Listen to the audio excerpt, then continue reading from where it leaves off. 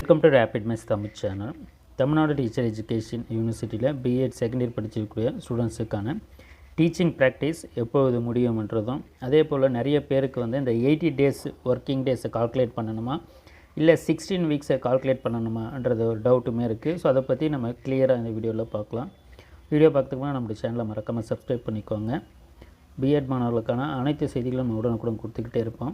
So நமக்கு யூனிவர்சிட்டியில் இருந்தும் அதே மாதிரி பள்ளிக்கல்வித்துறையிலிருந்து கொடுக்கப்பட்டுள்ள பிடிஎஃப்ன்றது இதுதான்.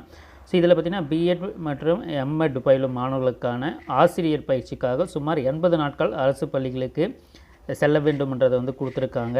ஸோ நம்மன்றது நீங்கள் 16 வீக்ஸ் கால்குலேட் எடுத்து நீங்கள் பர் வீக்குக்கு சாட்டர்டே சண்டே லீவ் இல்லாமல் நீங்கள் 5 டேஸ் நீங்கள் போட்டிங்கன்னா 80 டேஸ் தான் வரும். ஸோ அதால் தான் நம்ம அந்த 16 வீக்ஸ்ன்றது சொல்லியிருந்தோம்.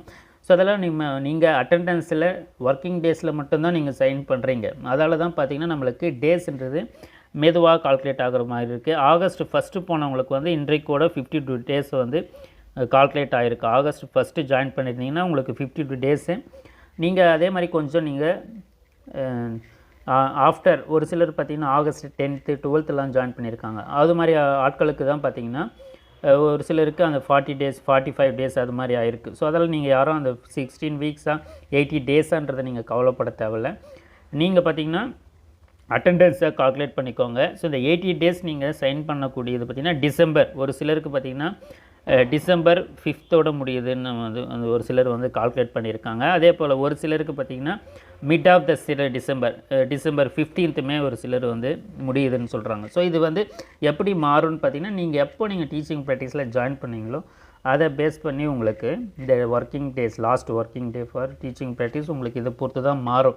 ஸோ அதால் 16 வீக்ஸாக இருந்தாலும் சரி 80 டேஸாக இருந்தாலும் சரி அது ரெண்டுமே ஒன்று தான். நீங்கள் அட்டெண்டன்ஸில் சைன் பண்ணியிருக்கிறத ஃபாலோ பண்ணிக்கோங்க. ஸோ அதை பேஸ் பண்ணி உங்களுக்கு டிசம்பர் மிட் ஆஃப் த டிசம்பருக்குள்ளே உங்களுக்கு கம்ப்ளீட் ஆகிடும்.